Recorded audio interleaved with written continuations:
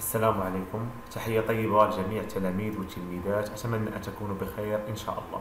إذا في فيديو جديد سوف أعمل إن شاء الله خلال حصة اليوم في شرح الوحدة الثانية من المجزوءة الأولى لمادة الجغرافيا للسنة الأولى بكالوريا علوم تجريبية ورياضية واقتصادية. إذا إن شاء الله عنوان الوحدة اليوم هي المجال المغربي، الموارد الطبيعية والبشرية. إذن هذا الدرس يأتي في الوحدة الثانية من مقرر مادة الجغرافيا. دائما قبل ما نبداو في الغوص في أعماق هذا الدرس نبدأ دائما بشرح مكونات العنوان.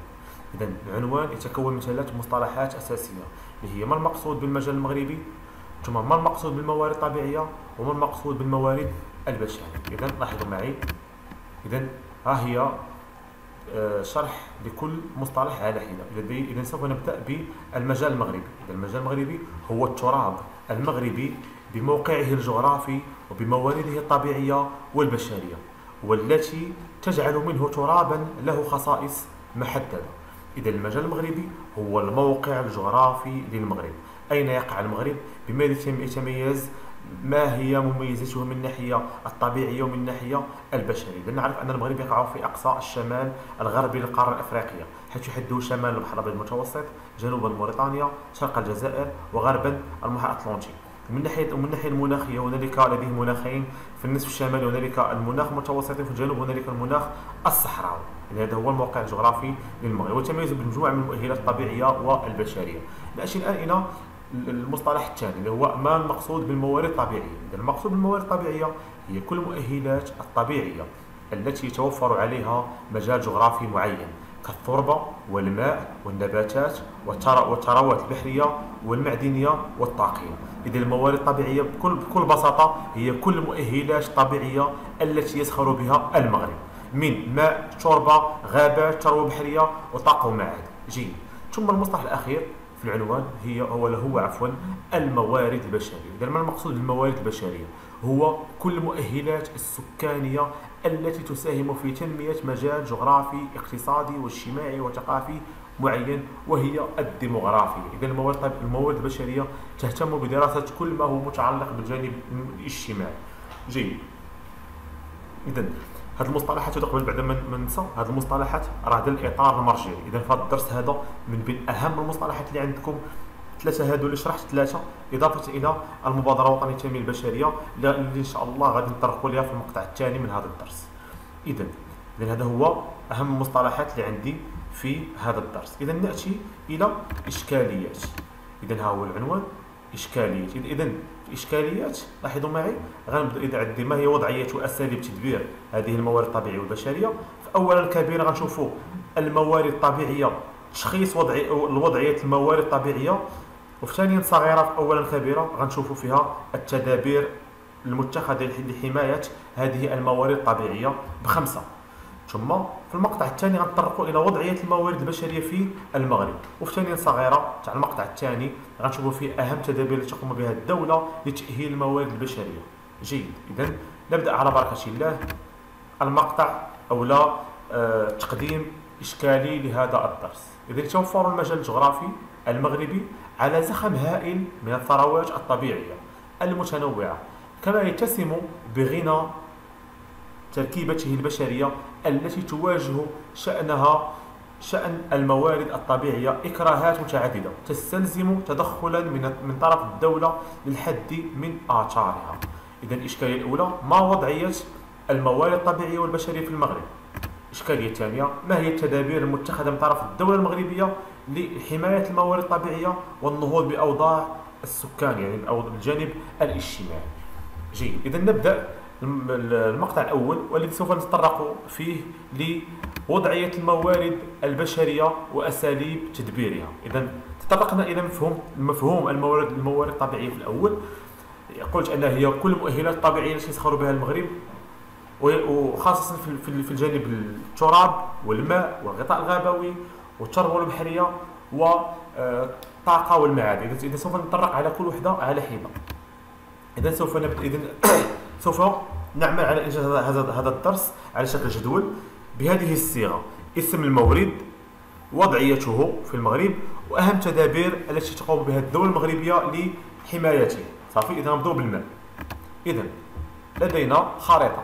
موضوع الخارطة هو توزيع الأحواض المائية بالمغرب ومصادر المياه بها.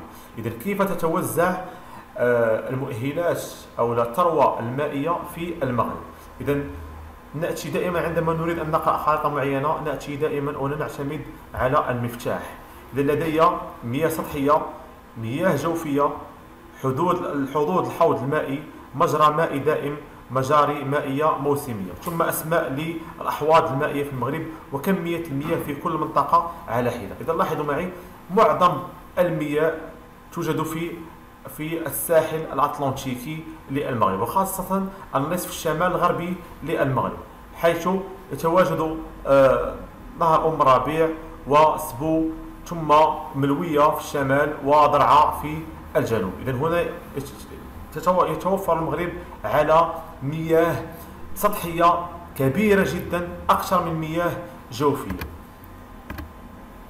إذا هنا خارطة أخرى لتوزيع الشبكة المائية النهرية الرئيسية بالمغرب. إذا هنالك نوعين من الجريان: جريان لوديان دائم وجريان لوديان موسمي. إذا لاحظوا معي الوديان الدائمة كلها في النصف الشمالي للمغرب، وخاصة المنطقة الأطلنطيكية.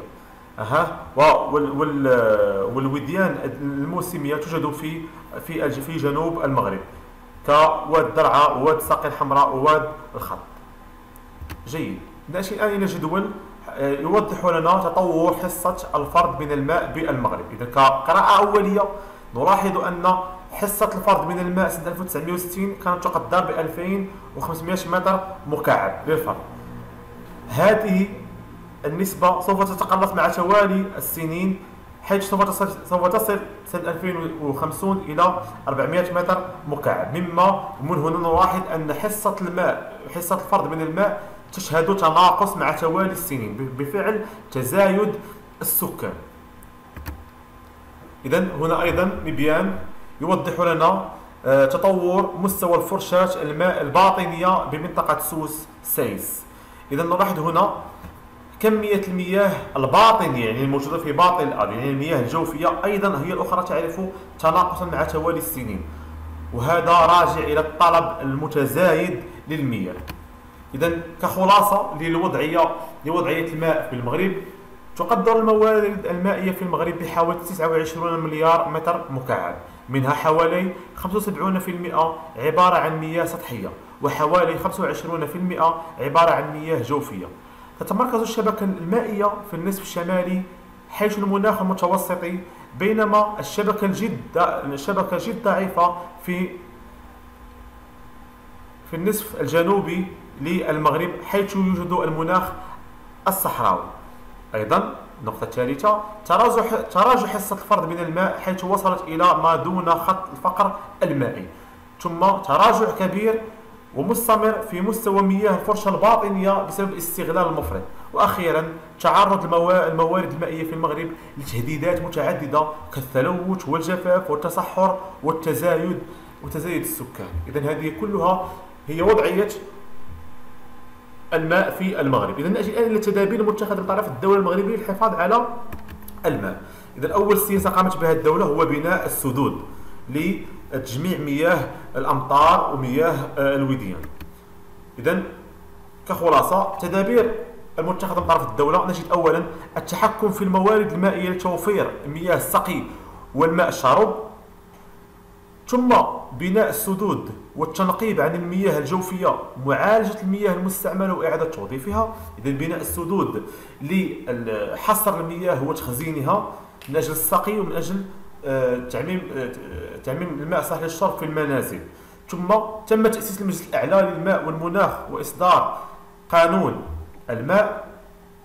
وأخيرا توعية المواطنين بأهمية الماء وضرورة ترشيد استعماله. جيد. عندما نأتي إلى نهاية الماء أو الموارد المائية، وضعيتها وتدابير حمايتها. ننتقل الآن إلى التربة. إذن سوف نلاحظ وضعية التربة في المغرب. إذن نلاحظ هذه الخريطة تحت موضوع توزيع أنواع التربة في المغرب. إذا كقراءة أولية للمفتاح نلاحظ تنوع الأتربة في المغرب وتمركزها في الشمال الغربي للمغرب، خاصة الجهة الأطلنطيكية وخاصة الشمال الغربي للمغرب، وهذا راجع أيضا لتواجد المناخ المتوسطي في الشمال. جيد. إذن معظم الأراضي الصالحة للزراعة تتمركز في الجهة الشمالية وخاصة الشمال الشرقي للمغرب. ولاحظوا معي معظم الأراضي في المغرب لا يتم استعمالها أو لا هي تفتقر للخصوبة إلى غير ذلك. ثم هنا خريطة توضح لنا المناطق المتصحرة والمهددة بالتصحر في المغرب. لاحظوا معي أيضا من بين المشاكل التي تعاني منها التربة هو الاستعمال الكثيف للأسمدة الكيماوية ورمي الأزبال، خاصة الأزبال البلاستيكية. إذا تلويث التربة بالأسمدة والمبيدات. إذا كخلاصة لوضعية التربة في المغرب، لا تشكل التربة الخصبة سوى نسبة ضعيفة من مساحة المجال المغربي، بحيث أن 93% هي عبارة عن أراضي قاحلة غير صالحة للزراعة. ثم تنحصر التربة الخصبة في الشمال الغربي، حيث الأراضي المنخفضة والمناخ المتوسطي والأحواض المائية، في حين تسود التربة الفقيرة في المناطق الصحراوية والجبلية، حيث المناخ الصحراوي وتضاريس الوعرة.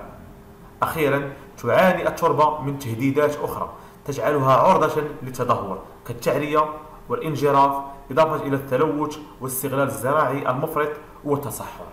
إذن هذه كلها هي وضعية التربة ومشاكلها. أخيرا سوف نلاحظ من بين أهم الحلول التي تقوم بها الدولة للحفاظ على التربة الصالحة للزراعة. أولا إنشاء حواجز للحد من زحف الرمال ومصدات لتثبيت الرمال ووقف زحفها. إذن هذو بعض الحواجز والمصدات لتثبيت الرمال.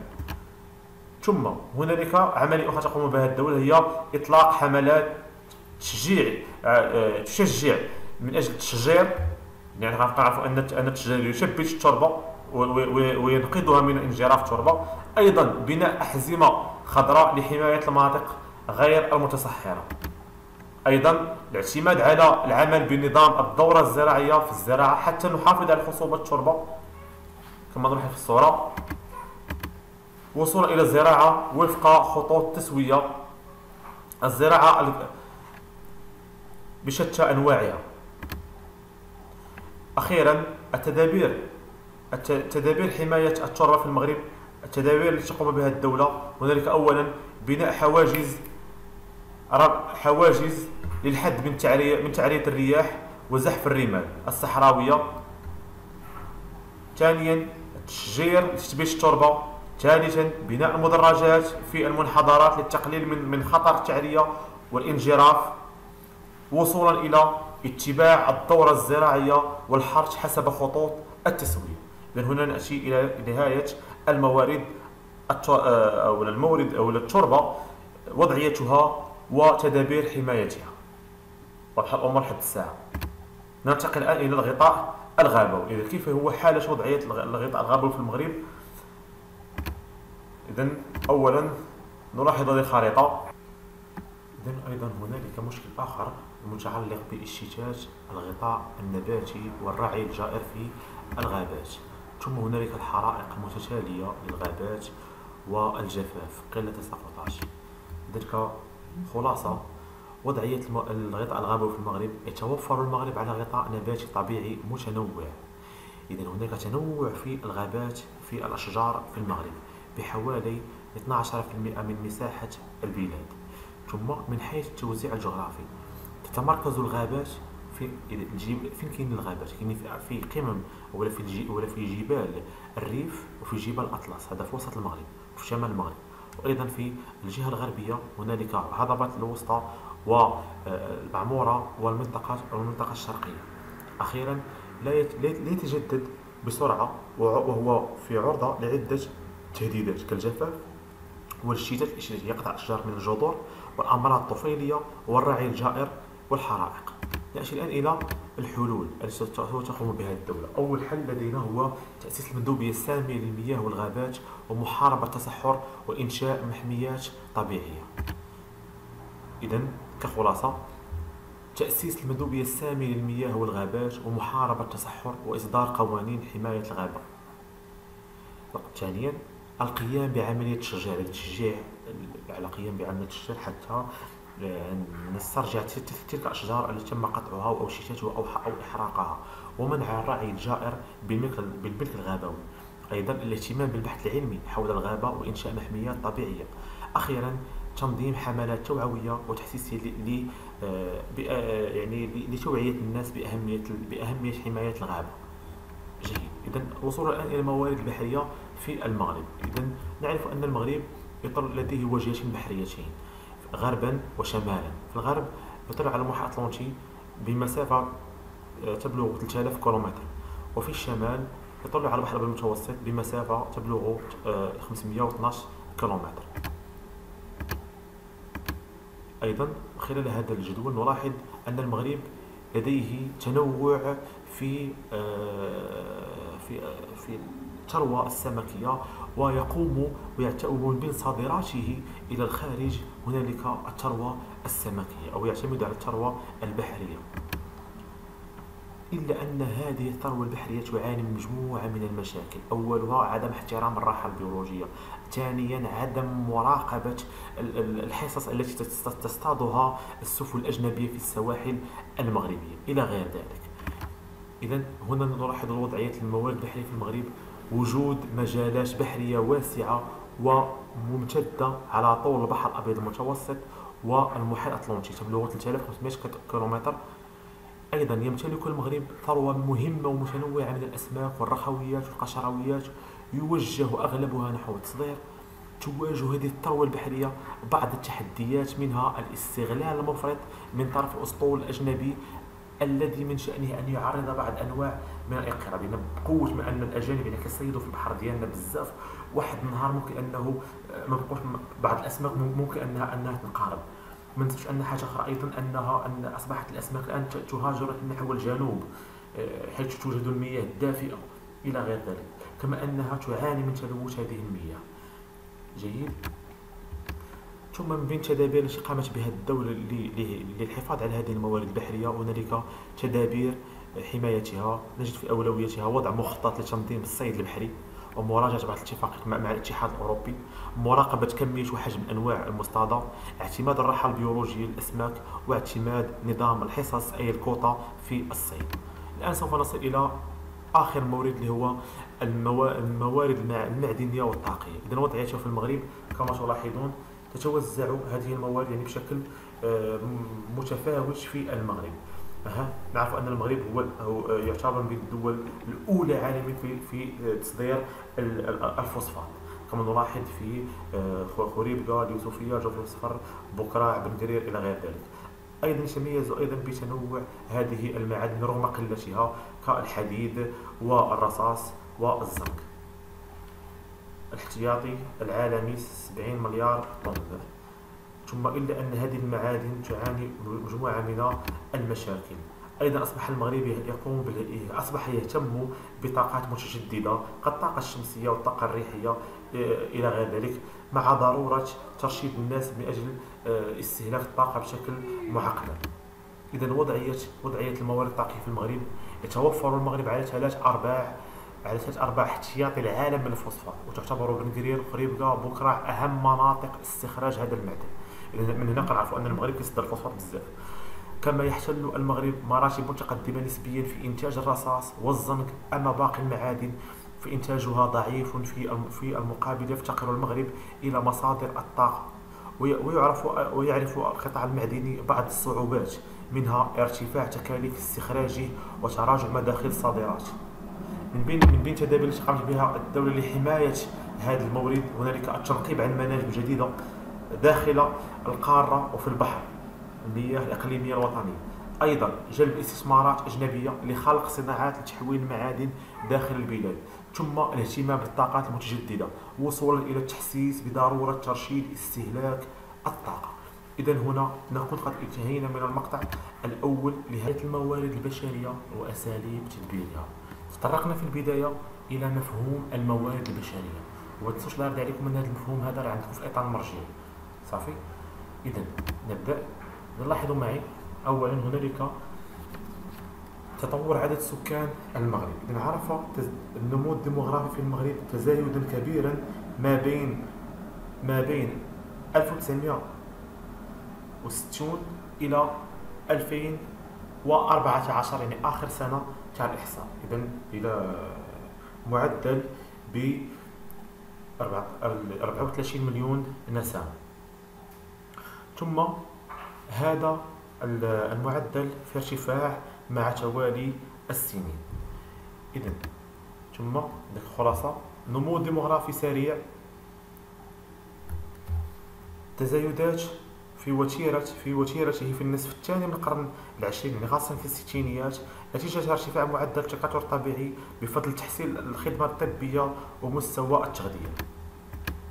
أيضا هنالك النقطة الثانية بعد عدد السكان، هنالك نسبة التمدين في المغرب. نسبة التمدين في المغرب عرفت ارتفاعا منذ الستينيات، خاصة في التسعينيات القرن الماضي. من 1994 سوف ننتقل من مجال الحضارة الريفي إلى أصبح السكان يقومون بالهجرة القروية بكثرة، وهنا ظهرت المدن المليونية في المغرب إلى غير ذلك. إذن ظاهرة التمدين منذ 1994 إلى اليوم أصبح المجال الحضاري أكثر من المجال القروي. إذن ثم هرم أعمار في المغرب ب 2005. إذن نلاحظ وجود بنية سكانية فتية وشابة تطرح تحديات متعددة على مستوى التعليم والشغل والصحة. تلقوا أن الفئة اللي ما بين 15 سنة ل 60 سنة هي الفئة اللي مسيطرة على الهرم السكان في المغرب، وهذه الفئة هذه دائما يعني لديها تحديات كالتعليم والتشغيل والجانب الصحي. إذا هنالك أيضا كثافة سكانية غير متكافئة في المغرب نتيجة العوامل الطبيعية والاقتصادية والتاريخية. تلاحظوا معي أن معظم سكان المغرب يتمركزون في الشمال الغربي للمغرب، خاصة الجهة الشرقية. وهنا هنالك عامل طبيعي كالمناخ المتوسط والمعتدل هنا، ثم الاقتصادي، يعني وفرة عدد السكان، وفرة فرص الشغل إلى غير ذلك، خاصة ما بين الدار البيضاء وطنجة. ثم من الناحية التاريخية يعني معظم المدن والعواصم التاريخية كانت في شمال المغرب، خاصة مراكش، الرباط، فاس، مكناس إلى غير ذلك. والآن نهضروا على الدار البيضاء كمدينة اقتصادية. إذا حيث تتمركز الساكنة في الشمال الغربي وخاصة على السواحل، وكلما تجهنا نحو الجنوب كلما تقل الساكنة في المغرب، وهذا للظروف المناخية. ثم مؤشر التنمية البشرية في المغرب متفاوت حسب الجهات، حيث نجد وضعية الجهات الصحراوية وجهات الرباط والدار البيضاء أفضل من باقي الجهات الأخرى بمعدل يصل إلى 0.7 أو 79 إلى المتوسط، نسبة تنمية متوسطة. أيضا هنالك نسبة الأمية عرفت نوع من التراجع الملحوظ منذ الستينيات إلى 2011. إذا ارتفاع معدلات الأمية، حيث كانت تشمل سنة 2011 ثلث الساكنة، لكن بشكل يعني متراجع مقارنة مع كيف كانت في 1960. إذا كخلاصة يتميز سكان المغرب بمجموعة من الخصائص الديموغرافية والاجتماعية والتي تجمعهم بباقي سكان العالم النامي. من أبرزها نجد نمو ديموغرافي سريع، تزايد وتيرته في النصف الثاني من القرن العشرين، تمدين متزايد مقابل تراجع نسبة السكان الحضاريون، وجود بنية سكانية فتية وشابة تطرح تحديات متعددة على مستوى التعليم والشغل والصحة، توزيع غير متكافئ للسكان نتيجة عوامل طبيعية واقتصادية وتاريخية، حيث تتركز معظم الساكنة المغرب في الشمال الغربي، وكلما اتجهنا نحو الجنوب تقل هذه الساكنة. أخيرا هنالك تفاوت في مستوى التنمية حسب الجهات، حيث تأتي الجهات الصحراوية وجهات الدار البيضاء الرباط، جهة الرباط وجهة الدار البيضاء هي أفضل من باقي الجهات الأخرى. نأتي الآن إلى مستوى آخر اللي هو مستوى التنمية البشرية في المغرب. كيفاش داير حال مستوى التنمية البشرية في المغرب؟ إذا نلاحظ تطور في مؤشر التنمية البشرية بشكل تدريجي عبر السنوات، إذا غادي كيتحسن. هذا راجع إلى ماذا؟ إلى أنه بدأنا نلاحظ ملموس أن الدولة أصبحت تعمل على تحسين يعني أبعاد التنمية البشرية. إذا لاحظوا معي، أصبح المغرب يحتل المرتبة 127 عالميا في مؤشر التنمية البشرية بمعدل 0.65 IDH، وتفسر هذه الرتبة المتأخرة بوجود عدة مشاكل عند المغرب، أولها ارتفاع نسبة البطالة. إذا البطالة جد مرتفعة في المغرب خاصة في المجال الحضاري. أيضا تراجع نسبة الأمية إلى 43 نسمة سنة 2000 عفوا 43% عفوا سنة 2004 لدى الساكنة التي تزيد أعمارهم عن 10 سنوات. ثم عدم تكافؤ الأطر الطبية والتجهيزية والصحية، وصولا إلى أزمة السكن المتمثلة في انتشار السكن الغير لائق والمضاربات العقارية. إذن كل هذه المشاكل تساهم في تدني مؤشر التنمية البشرية في المغرب. إذن أخيرا نلاحظ هنا تطور مؤشر التنمية البشرية من 0.46 سنة 1990 إلى 2065 كمعدل لمؤشر التنمية سنة 2015. إذن هنا خطاب صاحب جلالة الملك محمد السادس، والذي أعلن فيه عن انطلاقة المبادرة الوطنية للتنمية البشرية التي تهدف لتحسين الأوضاع الاجتماعية لدى الشباب وتشجيع على خلق مقاولات. وراه في الشرح ديال المبادرة الوطنية راه كاين في إطار مرجعي حتى هو، راه كاين في المصطلحات اللي عطيتكم قبيله. إذا من بين أهداف هذه المبادرة الوطنية للتنمية البشرية لدينا أولا تدارك الخصائص على مستوى البنيات التحتية والخدماتية الأساسية بالمجالات الترابية الأقل تجهيزا. إذا الاهتمام بالبنية التحتية والخدمات الأساسية كالتعليم والصحة والمرافق العمومية، سواء في المجال الحضري وفي المجال القروي. أيضا مواكبة الأشخاص في وضعية هشاشة، يعني مواكبة الأشخاص في فترة في فئة عمرية ديال الشيخوخة. ثم تحسين الدخل والإدماج الاقتصادي لدى الشباب، وأن تشجيعهم على التكوين المهني وخلق مقاولات خاصة بهم. ثم الدفع بالتنمية البشرية للأجيال أو للدفاع عن التنمية البشرية للأجيال الصاعدة.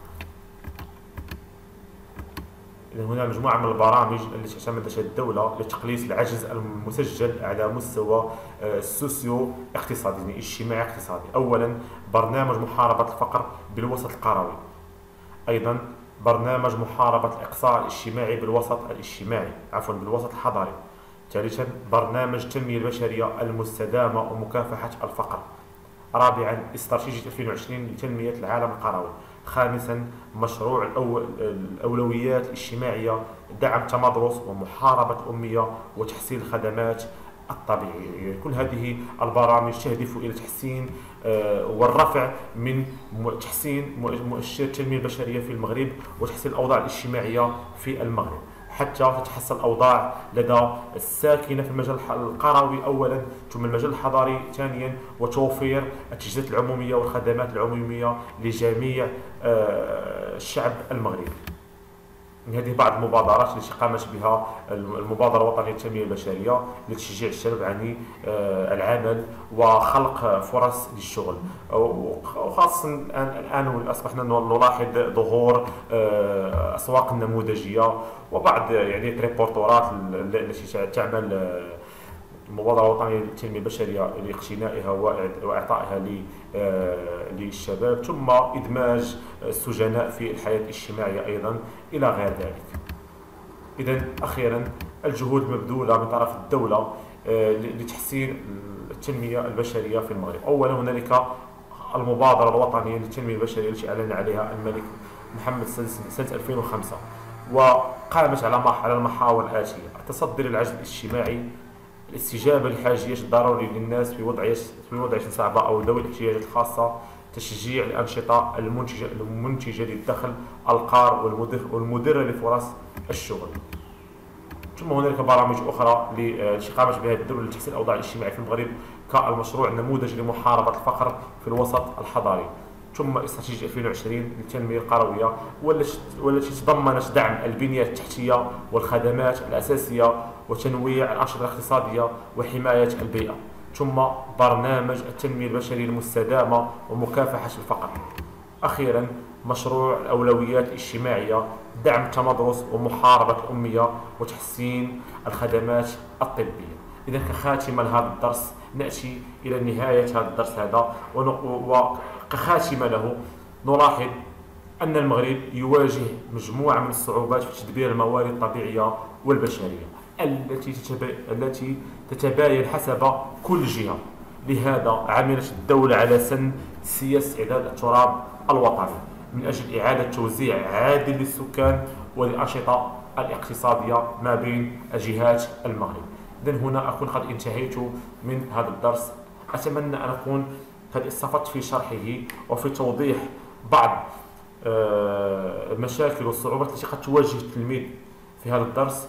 وشكرا، أضرب لكم إن شاء الله موعد حصة مقبلة في دروس أخرى. لا تنسوا الاشتراك في القناة وتفعيل الجرس ليصلكم دائما الجديد.